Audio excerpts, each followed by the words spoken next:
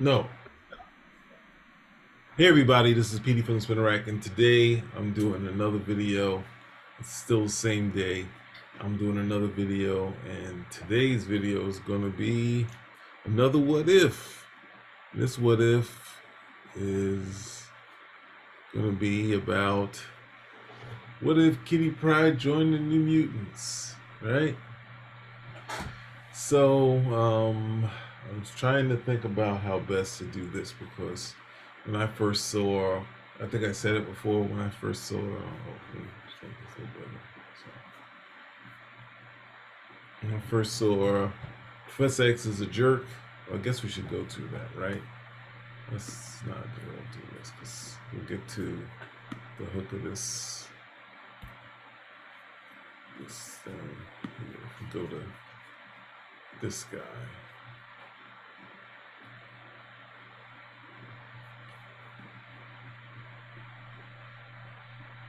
All right, so here we got.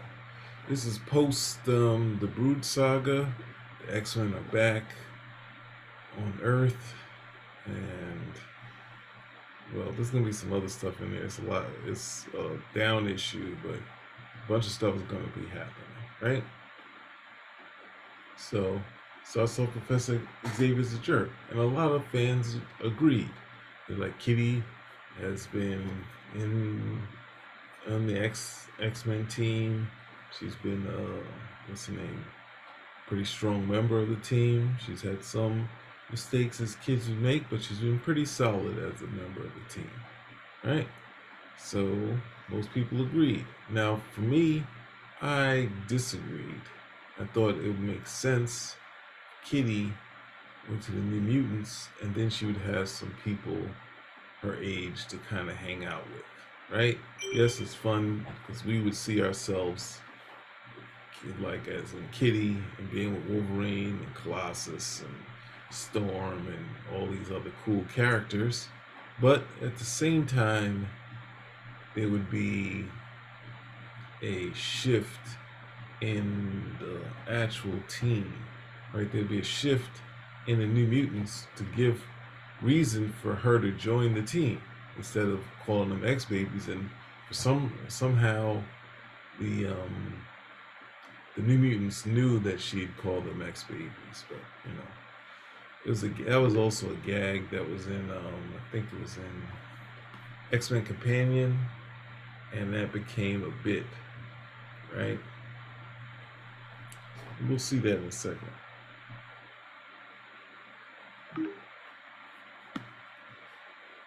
All right, so if you look at this issue, she's upset at the same time, and Ileana says, you're acting like one, right?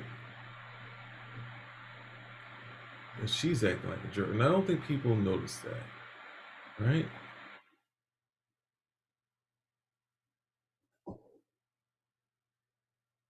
So, Random nonstop, making everyone's life miserable ever since you were shifted from the X-Men to the trainees teams. It's getting boring, right? So of course, um, so this is a key point, but I don't think anyone really reads that she's been acting like a child, right? So, but that bit is kind of this scene here is leading him to go to what's that thing? Go to his miniseries by Frank Miller and Chris Claremont, right? So they say their goodbyes. Xavier got his new legs, but for some reason isn't able to walk. Kind of psychosomatic type of deal. Right? Just some looming figure watching over the X-Men. Kitty struggling with the dance moves. She's not focused.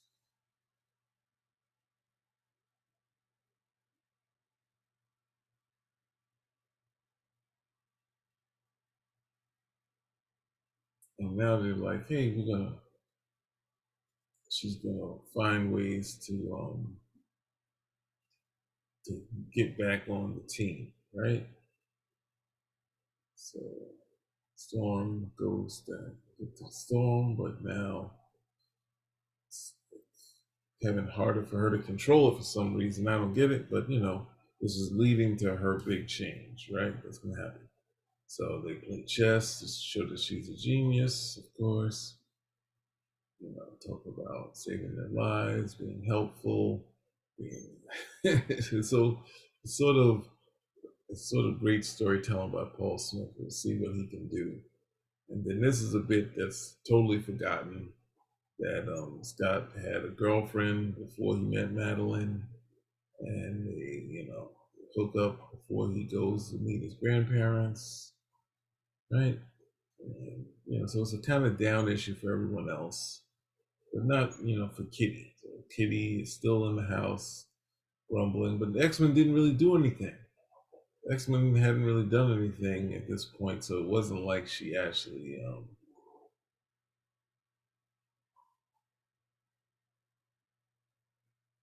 missed any time with the X-Men. The X-Men are all going on vacation and hanging out. So Kitty is checking on something, and then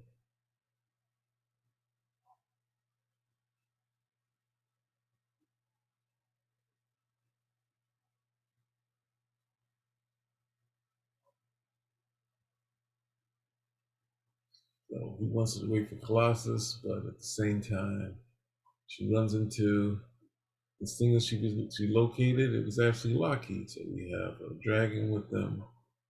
I think the dragon was with them in the Brood Saga, and then these wacky creatures that was in what's that thing? They're one of Cockham's villains, right? These space aliens, and Kitty and Lockheed are doing their best. Maybe she should stay phased, but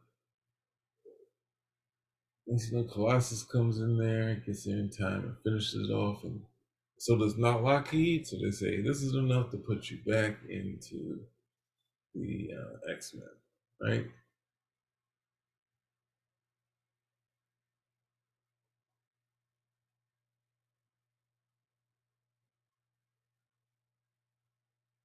And then they meet Madeline Pryde, which I've gone through this before, right? So there you go. So I don't want to in this what if I wouldn't change that stuff, right? Um, but the stuff we have to get to, so let's stop this. Stuff we have to get to is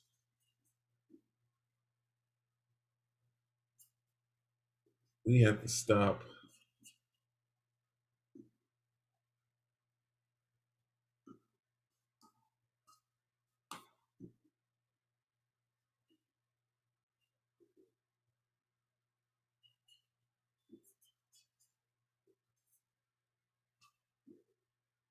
Sorry, I'm getting this other images up, right? We have to stop Kitty before this happens, right? We have to stop Kitty Pryde and Wolverine miniseries where she becomes a ninja. Well, this is more like if you ever seen Ninja 3, The Domination. We see regular, well, she's a woman. She goes to this thing where she gets possessed by this entity right here, and then she gets a short haircut, just like what's her name? Dicky at the end, her last name.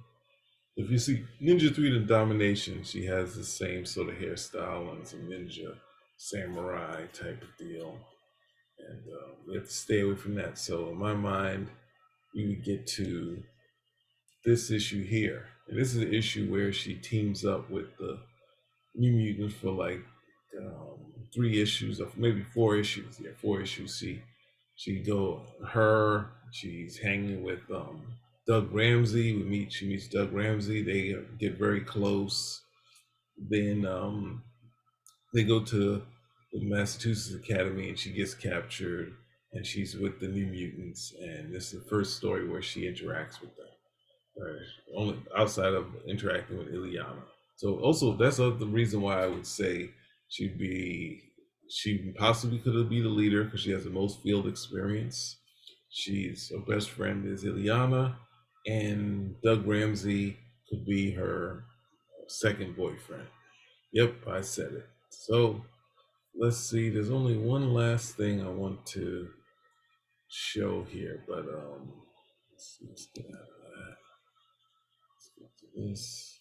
That, yes, cool. So last,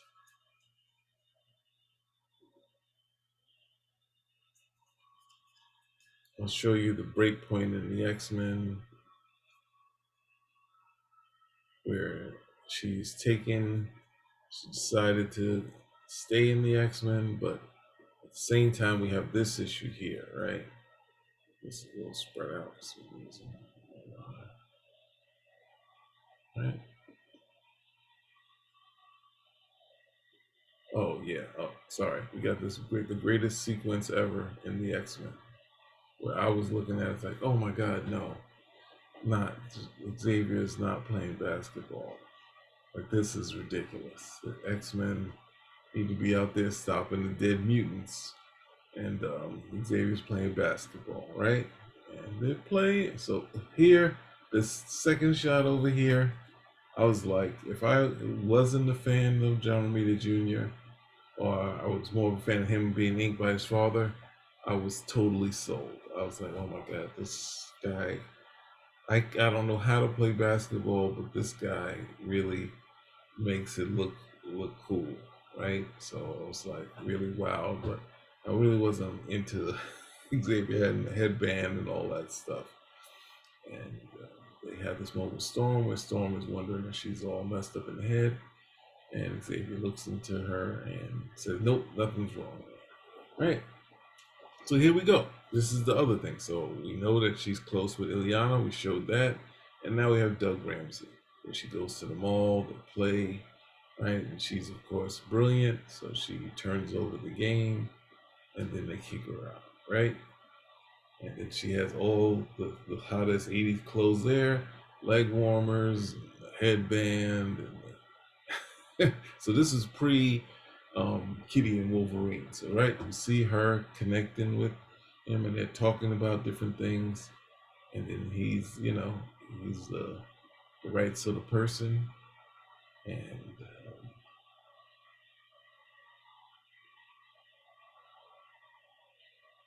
but you can see the emotion that they have, right? And at the same time, we also can see that Colossus was kind of didn't feel like he could match up. He's just some country farmer type of guy. And Storm is looking to buy plants, and of course, it's they got muggers in the plant shop. But this is show you that she's got fighting skills, and the people are kind of scared of her. Are they? Yeah, I guess they got kind of look kind of freaked. But here, and this is where you know Kitty learns that Doug is also a mutant, right? So she wants to go, but they're gonna go to Secret Wars. She's gonna go with the Massachusetts Academy, right? And then Storm, well, she's about to leave. Storm has this moment with Kitty, and she thinks she's changed. So Kitty thinks Storm has changed, and she's not, and still the same person. They have a moment, and then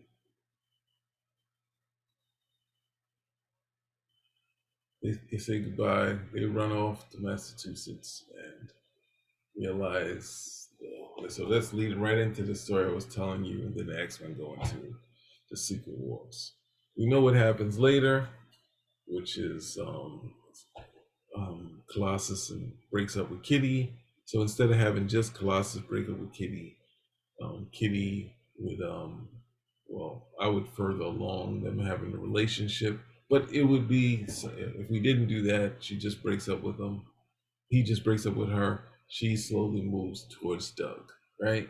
So Doug is this guy who connects with everyone. He connected with Rainey later. He connected with Psylocke. So, I mean, this is someone that the women just fall for, right? And his only power is to understand languages. So then I don't really. This is I'm just dealing with the dynamic. Now at this point, with adding Kitty, I don't even know if I can go through all of them. We have Raj, Sunspot, Rainy, Cannonball, Karma, Magma. Um, then we add Kitty. We have Doug. So that's like 8. And then we add Warlock, which is 9. And did we add anybody else into the team?